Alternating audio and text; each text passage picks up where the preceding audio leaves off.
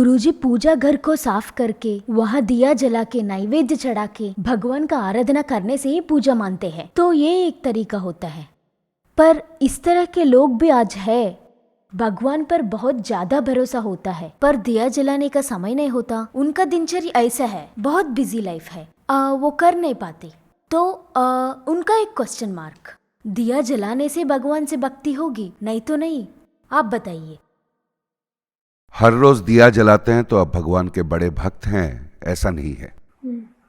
भगवान के भक्त है तो हर रोज दिया जलाना पड़ेगा, ऐसा कहीं लिखा भी नहीं है।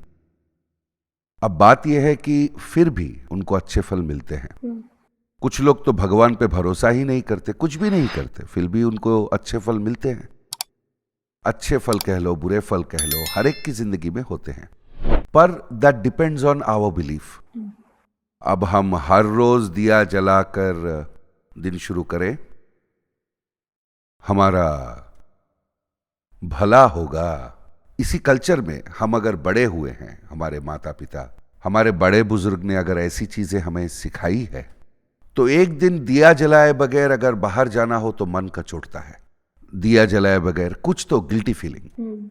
हाँ, इसी तरह ही पकड़ लीजिए कि भगवान पे भरोसा करने वाला नहीं है, मानता ही नहीं, दिया नहीं जलाता, कुछ नहीं करता, उनके जिंदगी में भी अच्छाई बुराई होती है, चलती रहती है। You see, all this depends on your belief. दिया जलाना अच्छा है अगर आपका मन आपसे कह रहा है, तो दिया नहीं जलाओगे तो गिल्टी फीलिंग आएगी। दिया जलाना, भगवान को मानना जरूरी नहीं है। अगर आप ऐसे मानते हैं, तब अगर ऐसा कुछ करना पड़े तो गिल्टी फीलिंग होता है। दोनों एक दूसरे के विरुद्ध है। So it's a very common thing. हमारे यहां कई ऐसे महान लोग हैं, देश को चलाने वाले लोग हैं हमारे ही देश में।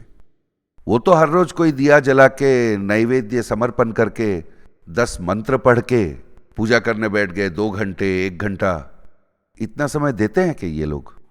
मेरे जानकार में एक करोड़पति हैं, उनका तो देखिए प्राइवेट बैंक्स है, 30-40 होंगे देश भर में। उस बैंक का नाम मैं बताऊंगा नहीं। उनका घर जो है वहां राजस्थान में कहीं है। उनको एक समस्या हो रही थी, तो उनके घर का वास्तु देखने के लिए मुझे उन्होंने वहां पर बुलवाया था और मैं गया था। उनको देखिए हजारों, लाखों, करोड़ों रेपुटेशन है पूरे देश में। इतना बड़ा बैंक, प्राइवेट बैंक। उनको एक प्रॉब्लम हो रहा था, जिसका जैसा चलता है। जब मैं गया तो वो ये दिया जलाना वगैरह वो कुछ भी नहीं करते। तो फिर इतने करोड़ों रुपए उनको कहां से आए? जो लोग सोचते हैं कि दिया जलाने से ही होगा, मैं उनसे कह रहा हूं, पर वो क्या करते हैं पता है? अब उनको देखिए भगवान के सामने बैठ के दिया जला के, इतना समय नहीं मिलता। उन्होंने अपने घर के ईशान कोण में पूजा के विधि विधान के लिए पूजा घर, मूर्ति वगैरह स्थापित कर रखा है। वो उस कमरे के अंदर, ये सब घर के अंदर रहते हैं, अपने काम में व्यस्त रहते हैं, पर सुबह एक पुजारी आते हैं, सुबह 5 बजे तो ये नींद से भी नहीं जागते।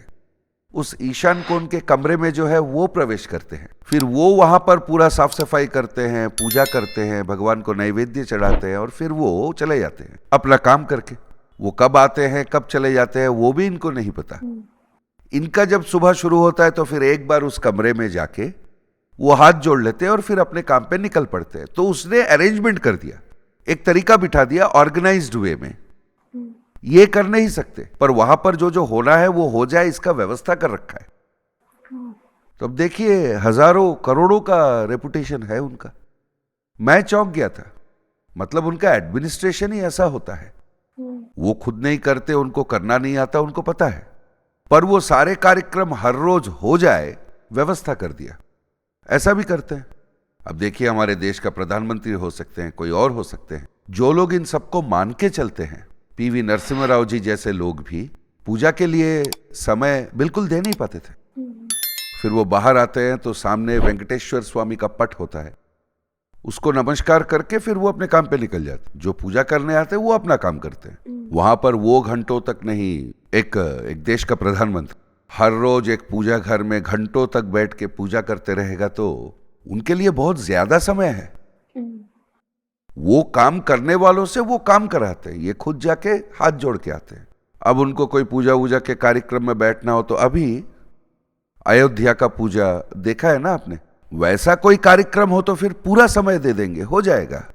जितना समय चाहिए होगा परफेक्टली उतना समय देके उनको जो भी करना होगा विधि विधान सारे वहां करके वहां से चले जाएंगे, अपने रूटीन लाइफ में व्यस्त हो जाएंगे।